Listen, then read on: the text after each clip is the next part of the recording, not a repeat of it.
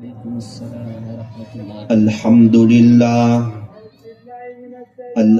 لله وحده والصلاة والسلام على من لا نبي بعده أما بعد فأعوذ بالله من الشيطان الرجيم بسم الله الرحمن الرحيم وتوبوا إلى الله جميعا أيها المؤمنون لعلكم تفلحون صدق الله مولانا العظيم وقال رسول الله صلى الله عليه وسلم خيركم من تعلم القرآن وعلمه وقال رسول الله صلى الله عليه وسلم التائب من الذنب كمن لا ذنب له وصدق رسوله النبي الكريم ونحن على ذلك لمن الشاهدين والشاكرين والحمد لله رب العالمين دنیا کی کتابوں میں قرآن چمکتا ہے دنیا کی کتابوں میں قرآن چمکتا ہے قرآن میں اللہ کا فرمان چمکتا ہے بنا لے جو عادت تلاوت قرآن کی اللہ کی نظروں میں وہ انسان چمکتا ہے اللہ کی نظروں میں وہ انسان چمکتا ہے قرآن پڑھو تو دل بدل جائے نماز پڑھو تو چہرہ روشن ہو جائے کتنی دلکش ہے رسول خدا کی سنتیں گر عمل کرو تو زندگی سنور جائے گر عمل کرو تو زندگی بدل جائے قرآن سے مت کہو کہ مجھے کام ہے قرآن سے مت کہو کہ مجھے کام ہے کام سے کہو کہ مجھے قرآن پڑھنا ہے یہ فرمان خدا ہے مالکان والو غور سے سن لو نہیں جو مصطفیٰ کا وہ ہمارا ہو نہیں سکتا نہیں جو مصطفیٰ کا وہ ہمارا ہو نہیں سکتا سال تو ہر سال بدلے گا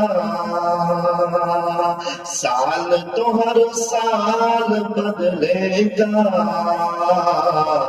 اے انسان یہ بتا کہ تو کس سال بدلے گا. محبت کی زبان سے درود پاک پڑھ لیجیے.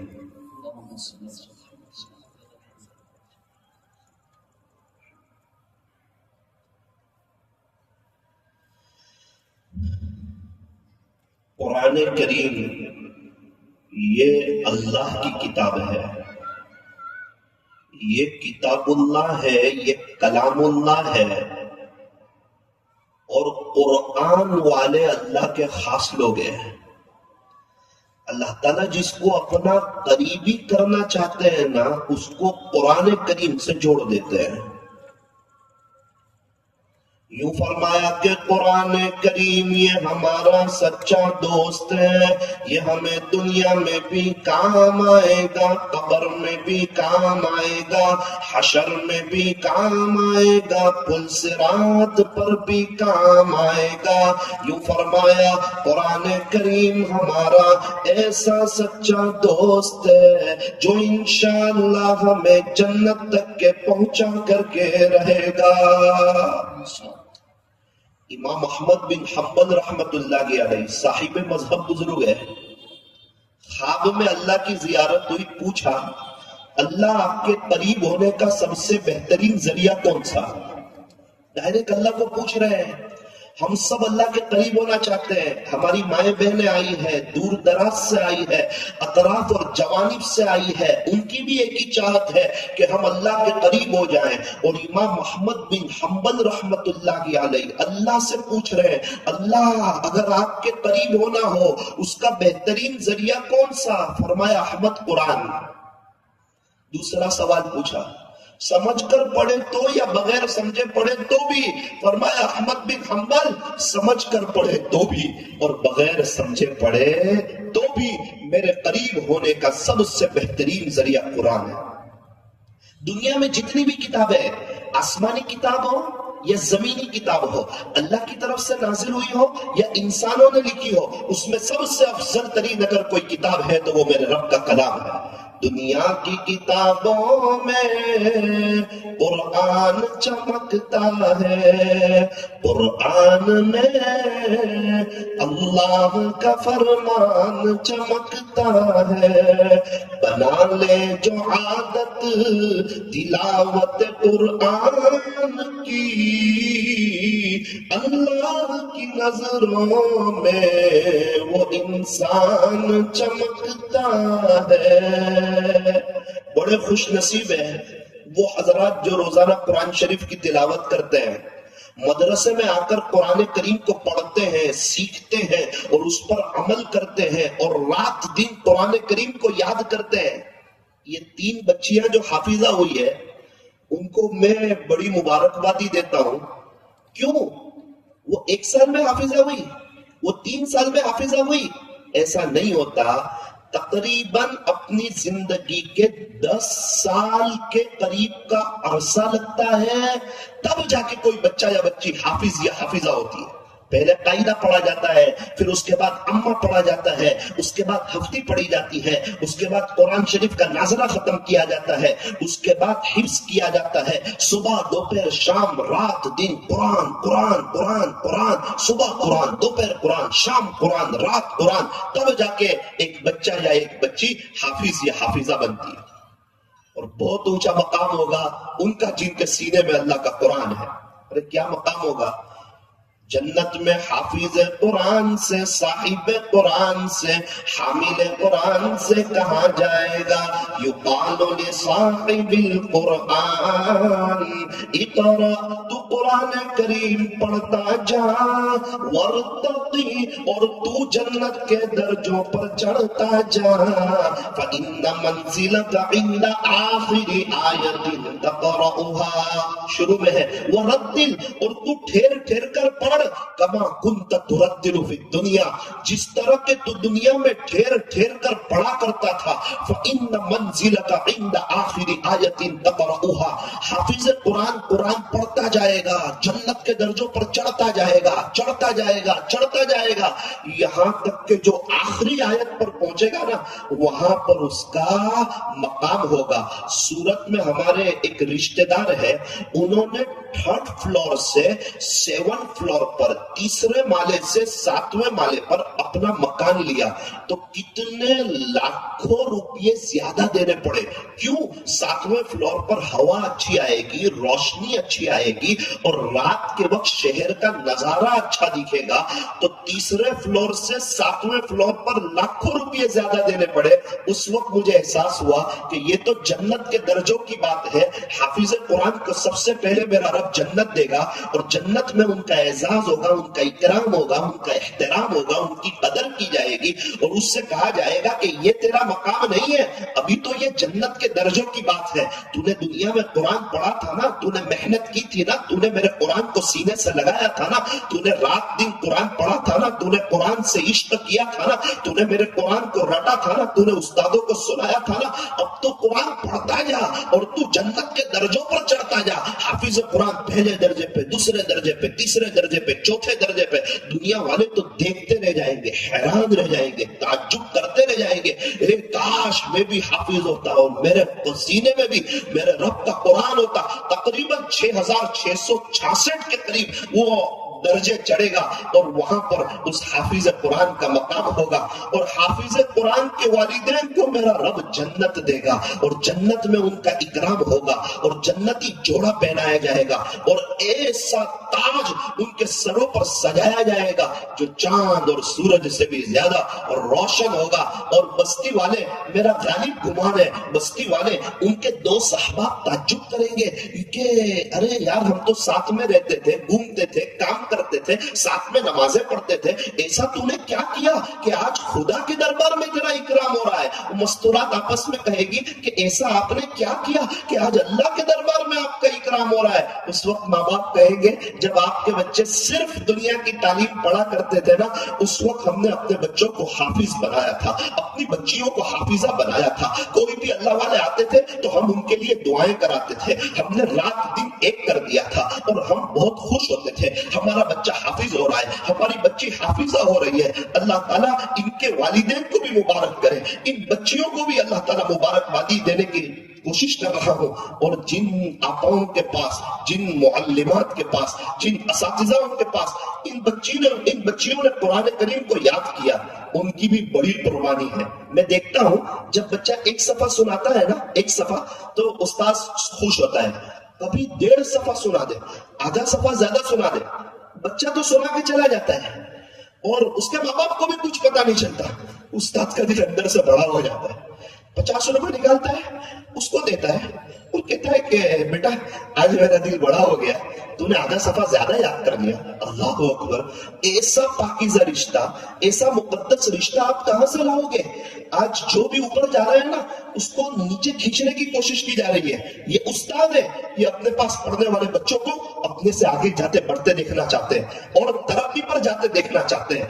اور مدارس جو ہے نا، یہ اللہ کی بہت بڑی نعمت ہے. یہ مدرسہ میں حبیبہ کا جو نظام ہے، اللہ کا یہ بہت بڑا مالے گا والو آپ پر انعام ہے.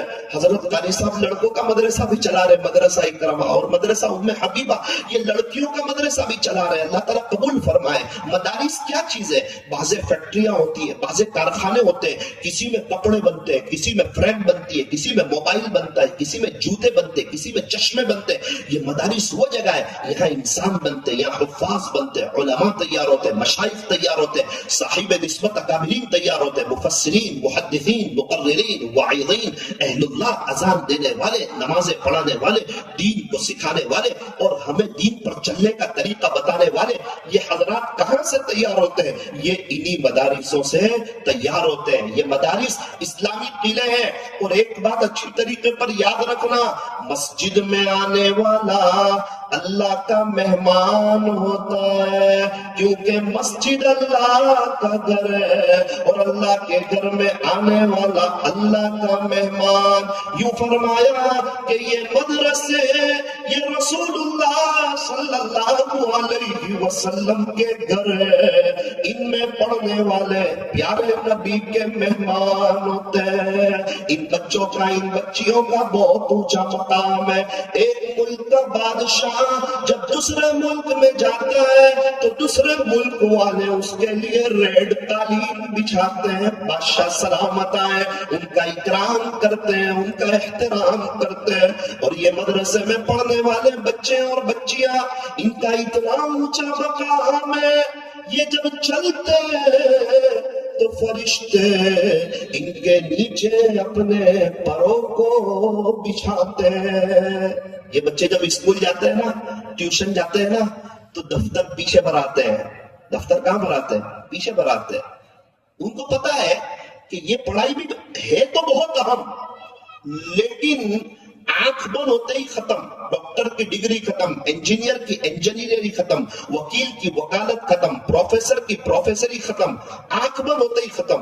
اور حافظ کی ڈگری, عالم کی ڈگری, قاری کی ڈگری, مفتی کی ڈگری, آنکھ بند ہونے کے بعد تو اس کی ابتدا ہوتی ہے. ہمارے بچے جاتے ہیں اسکول میں, جانا چاہیے, محنت کرنی چاہیے, اچھی انگلش سیکھنی چاہیے. مسلمانوں کے بچے اسکول میں بھی آگے ہو, ٹیوشن میں بھی آگے ہو, پڑھائی میں بھی آگے ہو, مدرسے میں بھی آگے ہو. مسلمانوں کو اچھے انجینئر کی ضرورت, ڈاکٹر کی ضرورت, وکیل کی ضرورت, پروفیسر کی ضرورت, لوئر کی ضرورت. منع نہیں ہے, لیکن ایک بات سمجھائی جا رہی ہے کہ ہمارے بچے اسکول جاتے ہیں نا تو دفتر پیچھے بھراتے ہیں. ان کو پتا ہے کہ یہ پڑھائی دنیا میں رہنے والی ہے, آخرت میں ہمارے ساتھ جانے والی نہیں ہے. اور ہمارے یہاں 3 سال کا بچہ قاعدہ لے کر آتا ہے نا مدرسے میں, تو سینے پر لے کر کے آتا ہے. اس کو پتا ہے کہ یہ پڑھائی ہمارے ساتھ جانے والی ہے. اللہ تبارک و تعالی ہمیں مدارس کی قدردانی کی توفیق عطا فرمائے. اور ایک بات یاد رکھنا, یہ جتنے بھی اللہ والے بنے ہیں نا, چاہے خواجہ صاحب ہو, پیران پیر ہو, بایزید بستامی ہو, جنید بغدادی ہو, جتنے بھی آپ کو اللہ والے ملیں گے نا, اکثر اللہ والوں کے پیچھے, سارے نہیں بلکہ اکثر اللہ والوں کے پیچھے ان کی ماؤں کا بڑا کردار رہا ہے. اگر مرد نے پڑھا تو فرد نے پڑھا, اگر مستورات نے پڑھا تو پورے خاندان نے پڑھا. چونکہ بچے جو ہوتے ہیں نا وہ اپنی امی کے ساتھ زیادہ ہوتے ہیں, ابو کے ساتھ زیادہ نہیں ہوتے. اللہ کرے کہ مستورات کو پڑھانے کا ماحول عام ہو. اگر مستورات کے اندر دینداری آتی ہے, پورے خاندان میں دینداری آ جاتی ہے. اور اگر مستورات میں دینداری نہیں ہوتی تو پھر پورا خاندان آگے پیچھے ہو جاتا ہے, تباہ و برباد ہو جاتا ہے. حضرت خواجہ معین الدین چشتی اجمیری رحمت اللہ علیہ ایک وقت بہت خوش تھے. ماں نے پوچھا کہ بیٹا معین الدین بہت خوش نظر آتے ہو, کیا بات ہے؟ کہ امی آپ کو کیا بتاؤں, کتنے لوگ الحمدللہ اللہ نے مجھے ذریعہ بنایا, ان کو ایمان دیا. مسلمانوں کا ایک بڑا طبقہ 70 لاکھ کے قریب مسلمان, 70 لاکھ کے قریب, 70,000 کے قریب مسلمان ایسے ہیں جو گناہوں میں, بے چینی میں, فحش چیزوں میں, نمازیں چھوڑنے میں, چوری میں, شراب میں, ایسی چیزوں میں ان کی زندگیاں گزر رہی تھی. اماں تھوڑی سی محنت کی, ان کو سمجھانے کی کوشش کی, وہ سب توبہ طائب ہو گئے, وہ اللہ والے ہو گئے. تو امی میں خوش نہ ہوں تو اور کیا کروں. اس وقت ماں نے ایک آہ بھری اور کہا بیٹا معین الدین اس میں تیرا کوئی کمال نہیں ہے, تیری ماں کا کمال ہے. خواجہ صاحب تعجب میں رہ گئے کہ محنت میں نے کی, کوشش میں نے کی, قربانی میں نے دی, سفر میں نے کیا, اتنے سب لوگوں کو سمجھایا میں نے, اور امی کہتے ہیں کہ تیرا کوئی کمال نہیں ہے, تیری ماں کا کمال ہے. کہ امی آپ کا کمال کیسے ہے؟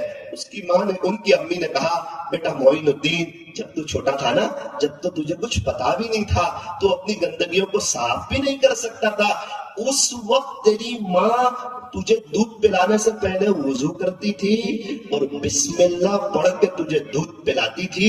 اس کی برکت سے جو قطرہ دودھ کا تیرے پیٹ میں جاتا تھا نا وہ عشق الہی بن کے ابھرتا تھا.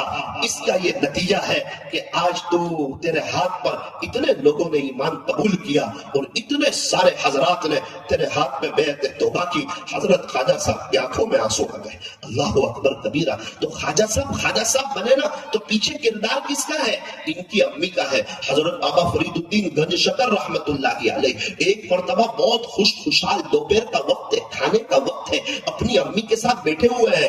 ماں نے پوچھا کہ بیٹا فرید الدین بہت خوش نظر آتے ہو, کیا بات ہے؟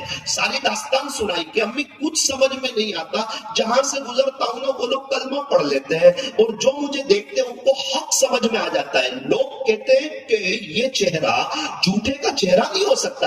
امی اب لوگ اللہ سے جڑے نا تو میرا دل تو بڑا ہو جاتا ہے. ان کی ماں نے یہی جملہ کہا کہ بیٹا فرید الدین اس میں تیرا کوئی کمال نہیں ہے, تیری ماں کا کمال ہے. میں 3 کام بہت اہتمام سے کرتی تھی, میں 3 کام. حضرت بابا فرید الدین گن شکر رحمت اللہ علیہ ان کی کتاب میں لکھا ہے کہ وہ رک گئے کھانا کھاتے ہوئے اور انہوں نے کہا کہ امی وہ 3 کون سے کام ہیں جن کا آپ اہتمام کرتے تھے. ان کی امی نے کہا کہ بیٹا فرید الدین جب سے تو میرے پیٹ میں آیا ہے اس وقت سے لے کے آج تک تیری ماں نے کوئی بڑا گناہ نہیں کیا ہے. اس وقت سے لے کے آج تک تیری ماں نے کوئی بڑا گناہ نہیں کیا ہے. اتنا خیال کیا تجھے اس مقام پر لانے کے لیے کہ اللہ تجھے پوری دنیا کا, پوری قوم کا خدا تجھے امام بناوے اور اللہ تجھ سے دین کا کام لے. تو تو امام کب بنے گا, تو قوم کا رہبر کب بنے گا, اللہ تجھ سے کام کب لیں گے؟ جب پہلے سے محنت کی جائے گی. بستی بستی ہے, دل بنتے بنتا ہے. پہلے محنت کی جاتی ہے, کوشش کی جاتی ہے. ہاں پھلدار درخت پہ تو پھل ہی آتے ہیں اور کانٹے والے درخت پر تو کانٹے ہی آتے ہیں. اگر کوئی پھلدار درخت ہو تو دیکھا جائے گا ان کے ماں باپ کون ہے. اگر بچے پھلدار ہیں, اگر حضرت حسن اور حضرت حسین رضی اللہ عنہما ہے, والحسن والحسین سیدا شباب اہل الجنہ, اور حضرت حسن اور حضرت حسین رضی اللہ عنہما یہ تو جنت کے نوجوانوں کے سردار ہیں. جب بچے ایسے پھول جیسے ہو تو دیکھا جائے گا ان کے امی ابو کون ہے. اور ہم سب جانتے ہیں حضرت علی شیر خدا ان کے والد ہیں, اور خاتون جنت جو جنت کی عورتوں کی سردار ہے وہ فاطمہ سیدۃ النساء اہل الجنہ, اور فاطمہ تو جنت کی عورتوں کی سردار ہے. جب ابو حضرت علی ہو, اماں حضرت فاطمہ ہو, تو پھر اولاد ہوتی ہے حضرت حسن اور حضرت حسین. جیسے ماں باپ ہوتے ہیں ویسے بچے ہوتے ہیں. ہمارے صورت میں ابھی ایک جلسہ ہوا تکمیل حفظ کا, علماء کرام اسٹیج پر بیٹھے ہوئے تھے. اعلان ہوا ایک لڑکی ابھی اپنا آخری سبق سنائے گی اور قرآن کریم ختم کرے گی. تکمیل حفظ کا جلسہ. بہت تعجب ہوا سب کو, یہ علماء کے بیچ میں لڑکی آئے گی, مستورات آئے گی اور سب کے بیچ میں قرآن ختم کرے گی. ان کو تو پردے بھی انتظام ہونا چاہیے. سب بیٹھے ہوئے تھے. اتنے میں ایک لڑکی آتی ہے, چھوٹی سی, بہت معصوم سی آتی ہے.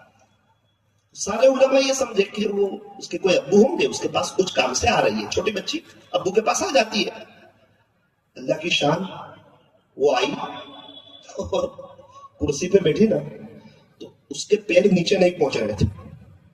سارا مجمع رونے لگا. اعلان ہوا کہ یہ 6 سال کی بچی ہے اور الحمدللہ اس نے قرآن حفظ کیا ہے. یہ 6 سال کی بچی ہے اور اس نے قرآن حفظ کیا ہے. میں نے میرے امی سے کہا امی تحقیق کرو, پھل آیا ہے, پھل درخت کون سا ہے, پھلدار درخت ہے, اس کے ماں باپ کون ہے. میرے امی صورت گئے, آ کے مجھے بتایا بیٹا اس کی امی تو بخاری شریف پڑھاتی ہے اور اس کے ابو شہر قاضی ہے. اس کی امی بخاری شریف پڑھاتی ہے اور اس کے ابو شہر قاضی ہے. تو جب ماں باپ نیک ہوتے ہیں نا تو بچے نیک ہو جاتے ہیں. بہت سے لوگ اللہ والوں کے پاس اپنے بچوں کو لے کر کے آتے ہیں, حضرت دعا کر دیجئے اللہ میرے بچے کو نیک بنا دے, حافظ بنا دے, عالم بنا دے, قاری بنا دے, مفتی بنا دے. اللہ والے اس بچے کے لیے نہیں, اس کے ماں باپ کے لیے دعا کر دیتے ہیں کہ اللہ ان کے ماں باپ کو نیک بنا دے. کیونکہ بچوں کے لیے ماں باپ آئیڈیل ہوتے ہیں. بچے وہ نہیں کرتے جو ماں باپ کہتے ہیں, بچے تو وہ کرتے ہیں جو ماں باپ کو کرتے ہوئے دیکھتے ہیں. اگر ابو گھر میں نیوز دیکھ رہے, کرکٹ دیکھ رہے اور ماں سیریل دیکھ رہی ہے تو بچے کارٹون دیکھتے ہیں. جیسے ماں باپ ویسے بچے. اور اگر گھروں میں ماں باپ سجدہ کرتے ہیں تو یہ بچے 2 سال کی عمر سے سجدے میں جانا شروع ہو جاتے ہیں. اب خواجہ صاحب کی والدہ دودھ پلا رہی ہے وضو کے ساتھ, جو عورت وضو کے ساتھ دودھ پلاوے اور جو عورت سیریل دیکھتی دیکھتی دودھ پلاوے, دونوں کے بچوں کی تربیت میں تو فرق ہوگا نا. اللہ تعالیٰ ہمیں صحیح سمجھ عطا فرمائے. ابھی ہمارے یہاں ایک 65 سال کی عمر, 65 سال بڑی عمر, 65, اس عمر کی عورت الحمدللہ ابھی 3 مہینے پہلے قرآن کریم کو اس نے حفظ کیا. یاد رکھنا قرآن کریم کے سامنے کوئی بڑا نہیں ہوتا اور ماں باپ کے سامنے کبھی بھی کوئی بڑا نہیں ہوتا. بڑے لوگ بھی قرآن یاد کر سکتے, چھوٹے لوگ بھی قرآن کریم یاد کر سکتے. ابھی ہمارے سورت میں ایک اور واقعہ پیش آیا. ایک 12 سال کی لڑکی نے قرآن حفظ کیا, اس کے سینے میں پورا قرآن آیا. اس کی نانی کے دل میں خیال آیا کہ میری نواسی حافظہ بن سکتی ہے, تو یہ تو اپنی قبر میں جائے گی اور میں اپنی قبر میں جاؤں گی, یہ میری قبر میں نہیں, میں اس کی قبر میں نہیں. اس نے قرآن یاد کیا, اس کو کام آئے گا. تو اگر اس کو قرآن یاد ہو سکتا ہے تو کیا مجھے اللہ کا قرآن یاد نہیں ہو سکتا؟ اللہ کے قرآن کے سامنے تو کوئی بڑا ہی نہیں ہو سکتا. اس کی نانی نے 49 کی عمر میں قرآن کریم کو یاد کرنا شروع کیا. 52 میں 3 ایئرز میں 3 سال میں الحمدللہ اس کی نانی بھی حافظہ ہو گئی. اور سورت میں مسجد علی کے پاس حضرت مفتی احمد خان پوری صاحب دامت برکاتہم نے ان کی دعا کرائی. ان کی ماں کے دل میں بات آئی, میری تو بیٹی بھی حافظہ ہے اور میری تو ماں بھی حافظہ ہے, تو میں بھی تو قرآن یاد کر سکتی ہوں. اس کی ماں نے قرآن یاد کرنا شروع کیا. الحمدللہ کچھ سالوں پہلے اس کی ماں بھی حافظہ ہو گئی اور الحمدللہ میں اس کی دعوت کھا گیا. ایک عمومی ماحول ہے ہمارے یہاں, لوگ قرآن کریم سے جڑ رہے ہیں, قرآن کریم کو سیکھ رہے ہیں, قرآن کریم کو سینے سے لگا رہے ہیں اور قرآن کے مطابق زندگی گزارنے کی کوشش کر رہے ہیں. اللہ کرے کہ یہ مالیگاؤں میں جتنی آج مائیں بہنیں آئی ہوئی ہیں, ان تمام ماؤں بہنوں سے میں گزارش کرتا ہوں کہ وہ اپنی لائف کو چینج کرنے کی کوشش کریں, اللہ کی طرف آنے کی کوشش کریں. یہ دنیا وقتی ہے, یہ فانی ہے, یہ دھوکے کا گھر ہے, یہ مچھر کا پر ہے, یہ مکڑی کا جالا ہے, یہ چھوڑ دینے کی جگہ ہے, یہ دل لگانے کی جگہ نہیں, جگہ جی لگانے کی دنیا نہیں ہے. یہ تو عبرت کی جاہ ہے, تماشا گاہ نہیں ہے.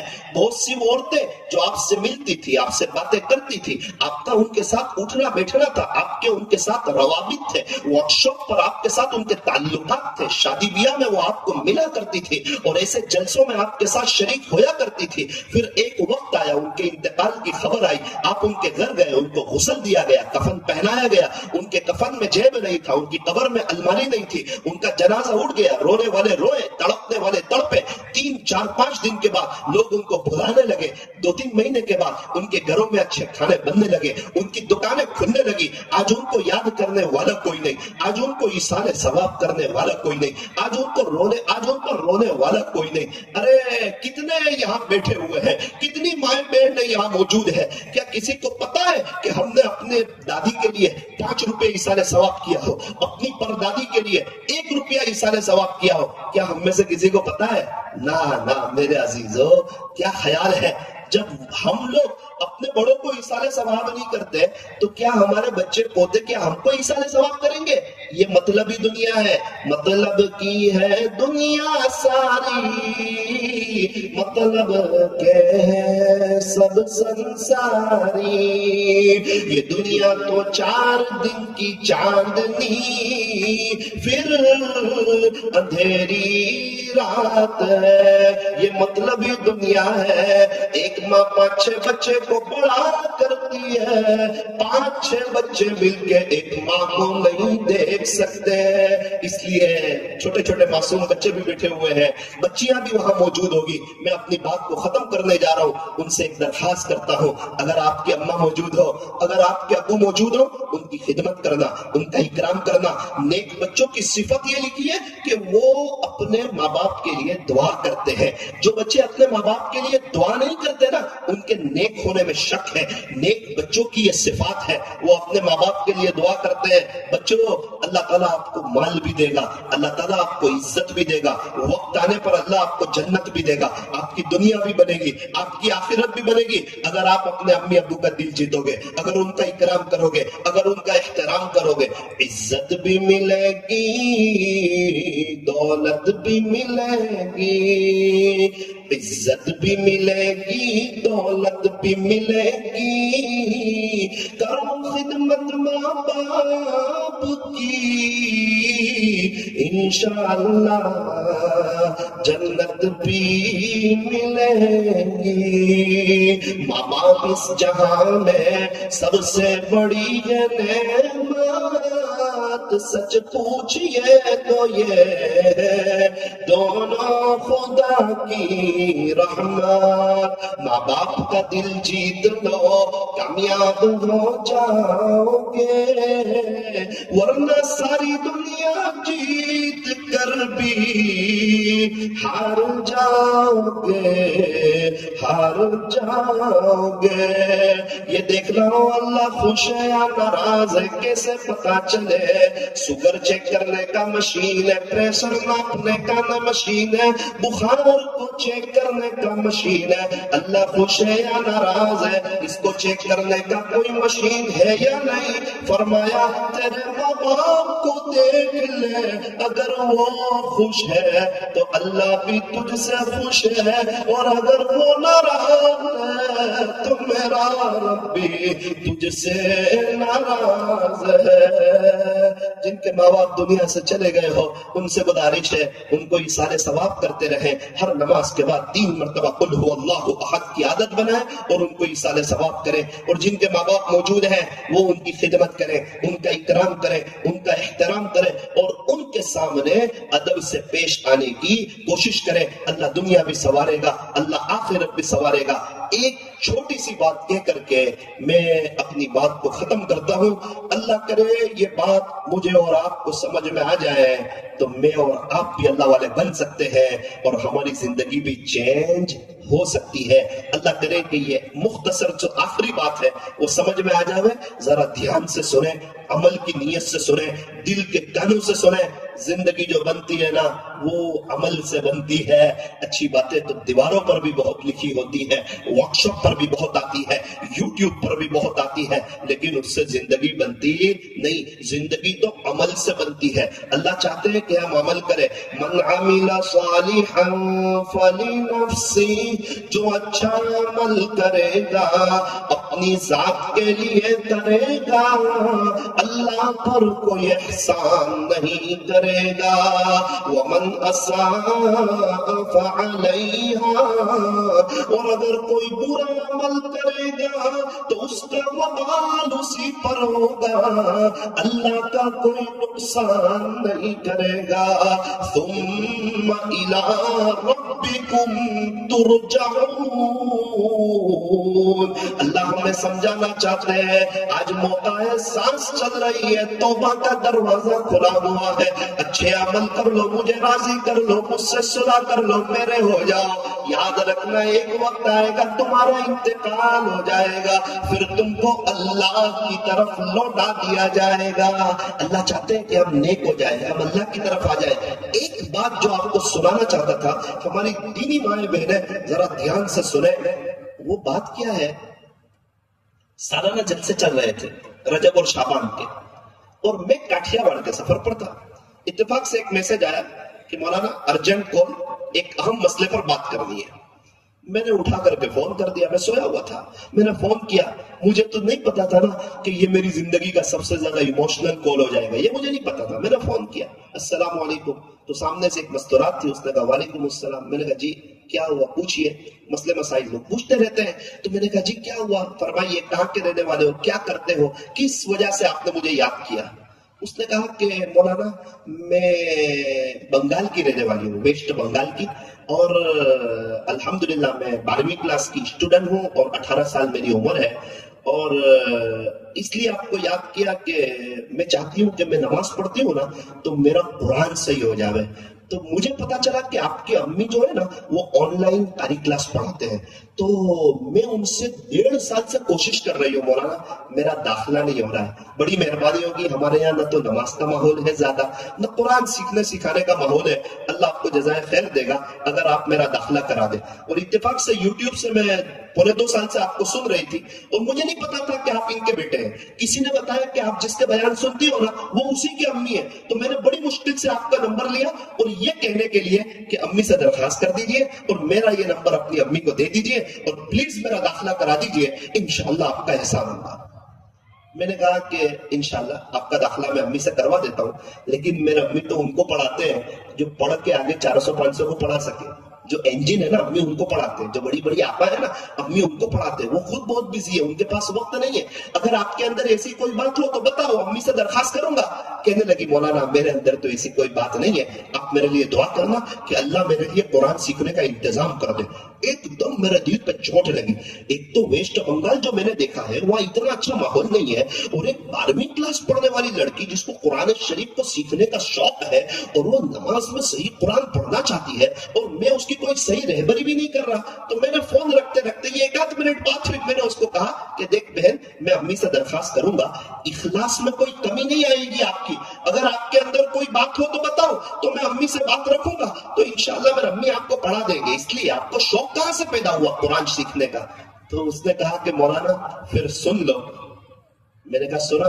اس نے کہا کہ مولانا الحمدللہ ثم الحمدللہ, میں یہ بات سنانا چاہتا ہوں. اس نے کہا مولانا میں نے اللہ اور اللہ کے رسول صلی اللہ علیہ وسلم سے سچی محبت کی ہے, سچا پیار کیا ہے, سچا عشق کیا ہے. میں نے اللہ سے اور ہمارے نبی سے سچی محبت کی ہے.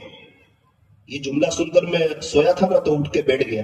سچی محبت کس کو کہتے ہیں؟ جس میں انسان گناہ نہ کرے, جس میں انسان اللہ اس کے رسول کا دیوانہ ہو جائے, اللہ کے جیسے حضرت نے فرمایا نا اللہ کے حکموں پر چلے, پیارے نبی صلی اللہ علیہ وسلم کی اطاعت کرے, مخلوق خدا کی خدمت کرے, اور رابعہ بصریہ رحمت اللہ علیہا جیسی زندگی گزارے. میں نے اس کو کہا کہ آپ نے پیارے نبی صلی اللہ علیہ وسلم سے کیا محبت کی ہے؟ آہستہ سے اس نے کہا مولانا میں دن میں پورے 24 گھنٹے میں 10,000 مرتبہ 10,000 مرتبہ درود ابراہیم پڑھتی ہوں الحمدللہ. 10,000 مرتبہ. اللہ اکبر. تو ہل گیا. 12ویں کلاس کی لڑکی ہے اور اس کے پاس اللہ کے لیے وقت ہے. ہاں, جس کے پاس اللہ کے لیے وقت ہو نا اس کے اچھے دن آ جاتے ہیں, اور جس کے پاس اللہ کے لیے وقت نہ ہو نا اس کو برے دن لانے کی ضرورت نہیں ہے, اور ریڈی اس کے برے دن چل ہی رہے ہیں. لوگ کہتے ہیں کہ پیسہ جمع کرو برے وقت میں کام آ جائے گا, اللہ والے کہتے ہیں اللہ کے لیے وقت نکالو نا آپ کی لائف میں برا وقت ہی نہیں آئے گا. کون سا برا وقت اور کیسا برا وقت؟ جس کے پاس اللہ کے لیے وقت ہو. میں نے کہا کہ اور آپ کیا کرتی ہے؟ کہنے لگی مولانا جتنی سنتیں مجھے معلوم ہے الحمدللہ ثم الحمدللہ میں اس پر عمل کرتی ہوں. آج پیر کا دن ہے, پیارے نبی صلی اللہ علیہ وسلم پیر جمعرات کے روزے رکھتے تھے نا, اللہ کا شکر ہے میرا روزہ ہے, میں پیر جمعرات کے روزے رکھتی ہوں. ہمارے نبی قیلولہ کرتے تھے نا, میں قیلولہ کرتی ہوں. ہمارے نبی جب رات وضو کے ساتھ سوتے تھے نا الحمدللہ میں باوضو سوتی ہوں. میں نے کہا اللہ سے کیا محبت کی؟ کہنے لگی مولانا 4 بجے کا الارم رکھتی ہوں. اللہ تعالیٰ پہلے آسمان پر آتے ہیں نا 4 بجے کا, کہ جب دنیا میٹھی نیند سو رہی ہو اس وقت میں اپنے رب کو یاد کروں. آپ کو کیا بتاؤں, آج تک میں 4 بجے نہیں اٹھی. 3 بجے کے قریب کا وقت ہوتا ہے, ایسا لگتا ہے کوئی آواز دے رہا ہے اٹھ, یہ اللہ کے عاشقوں کے اٹھنے کا وقت ہے. میں ایک دم اٹھ جاتی ہوں اور اٹھنے کے بعد وضو کرتی ہوں اور 12 رکعت تہجد کی پڑھتی ہوں, اور اس کے بعد 3,000 مرتبہ درود ابراہیم وہاں سے شروع کرتی ہوں. جو 10,000 پڑھتی ہوں نا تہجد کے بعد, اشراق تک 3,000 درود ابراہیم پڑھتی ہوں. اللہ بھی خوش. اشراق کے بعد گھر کا سب کام کاج کر لیتی ہوں, میرے ماں باپ بھی خوش. اسکول میں میرے 90 اب آتے ہیں مولانا الحمدللہ, اسکول والے بھی خوش. آپ کو کیا بتاؤں, میں خوش نصیب عورت ہوں, میں دنیا میں رہتے ہوئے جنت کے مزے لے رہی ہوں. میں نے کہا آپ کو اس کا کیا فائدہ ہوا؟ کہنے لگی مولانا میں جو کہتی ہوں نا وہی اللہ کر دیتے ہیں, میں جیسے کہتی ہوں ویسے ہی اللہ کر دیتے ہیں. اللہ کے اکثر فیصلے میری فیور میں ہی ہوتے ہیں. اسکول میں کسی کی کوئی بھی چیز گم ہو جائے, تلاش کرنے پر نہ ملے, اور میں اتنا کہہ دوں اللہ اس کی فلاں چیز ملا دے, اللہ فوراً اس کی چیز ملا دیتے ہیں. بس مولانا کیا بتاؤں, اللہ کے عشق میں مزہ آ رہی ہے زندگی گزارنے کی. میں نے کہا انشاءاللہ میں آپ کی درخواست کروں گا اور انشاءاللہ آپ کا داخلہ ہو جائے گا. ابھی کچھ وقت پہلے میں نے میری امی سے پوچھا, امی اس قسم کی لڑکی کا ایک فون آیا تھا 2-3 سال ہو گئے, وہ پڑھ رہی ہے؟ امی نے کہا بیٹا وہ قاری کلاس کا کورس کر رہی ہے, قرآن شریف کو سیکھ رہی ہے. اس واقعے میں میرے لیے اور آپ کے لیے, آنے والی ماؤں بہنوں کے لیے کیسی عبرت ہے کہ اسکول کی لڑکی ہے اور اس کے پاس کیسا درود شریف کے لیے وقت ہے, نمازوں کے لیے وقت ہے, رات میں تہجد میں اٹھتی ہے. تو کیا ہمیں دنیا سے نہیں جانا ہے؟ کیا ہماری قبر کی پہلی رات نہیں آنے والی ہے؟ کیا اللہ سے ملاقات نہیں ہونے والی ہے؟ کیا یہ دنیا کی زندگی ختم نہیں ہو جانے والی ہے؟ کیا ہمارے گھر والے, ہماری فیملی, ہمارے بچے, کیا یہ 100 سال کے بعد سب قبروں میں نہیں ہوں گے؟ او میری دینی ماؤں بہنوں, آؤ اللہ کی طرف, وہ بڑا قریب ہے, وہ بڑا رحیم ہے. ایک میرا رب ہی تو ہے جو تانا نہیں دیتا. سگے ماں باپ بھی تانا دے دیتے ہیں, پہلے کہاں گیا تھا اب کیوں آیا؟ ایک میرا رب ہے جو تانا نہیں دیتا, وہ کہتا ہے جب تک سانس چل رہی ہے توبہ کا دروازہ کھلا ہوا ہے, جو بھی آئے گا ویلکم پائے گا, مرحبا پائے گا, اہلا و سہلا پائے گا. اپنے اللہ کو, اپنے خالق کو, اپنے مالک کو استقبال کرتا ہوا پائے گا. جو ایک بالش آتا ہے اللہ 2 بالش آتے ہیں, جو چل کے آتا ہے خدا کی رحمت رحمت دوڑ کر کے اس کی طرف متوجہ ہوتی ہے۔ وَهُوَ الْغَفُورُ الْوَدُودُ، تیرا اللہ تو بہت معاف کرنے والا اور بہت ہی زیادہ محبت کرنے والا ہے۔